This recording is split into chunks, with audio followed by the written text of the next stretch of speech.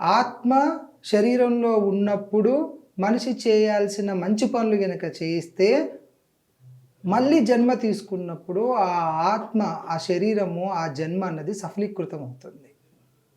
మరి యోగాలో ఆత్మని ఎలా నిర్వచిస్తారంటారు? యోగాలో ఆత్మ ఎలా నిర్వచిస్తారంటే అండి, నాకున్న పరిజ్ఞానం వరకు చెప్తున్నాను.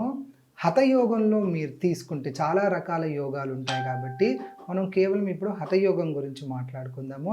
ఎప్పుడైతే శరీరము, మన శ్వాస, బుద్ధి క్రమబద్ధీకరించబడతాయో, శరీరము ఆసనాల ద్వారా క్రమబద్ధీకరించబడతాయి.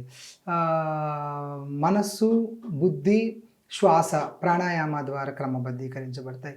అప్పుడు మనం ఏం చేస్తామంటే చెడు ఆలోచనలకి మనసు సహకరించదు. ఎప్పుడూ కూడా మంచి ఆలోచనలే చేస్తూ ఉంటుంది కాబట్టి మనంతట మనమే సత్కార్యాలు చేయబడతాం. మన కర్మ మంచి కర్మలు చేసుకుంటాం కాబట్టి యోగా చేసే ప్రతి ఒక్కళ్ళు నిజమైన యోగా ఇప్పుడు అందరూ చేస్తున్నారు. అందులో నేను కొంచెం వ్యత్యాసం చూపిస్తాను. యోగా నిజమైన యోగా చేసే వాళ్ళకి ఆత్మ శుద్ధి అవుతూ ఉంటుంది. ఎందుకంటే మంచి కర్మ చేస్తూ ఉంటాం కాబట్టి ఆత్మ కూడా పవిత్రత సంతరించుకుంటుంది. యోగాలో మనం అలా ప్రాథమికంగా మనం అలా నిర్వచనం తీసుకోవచ్చు. అంటే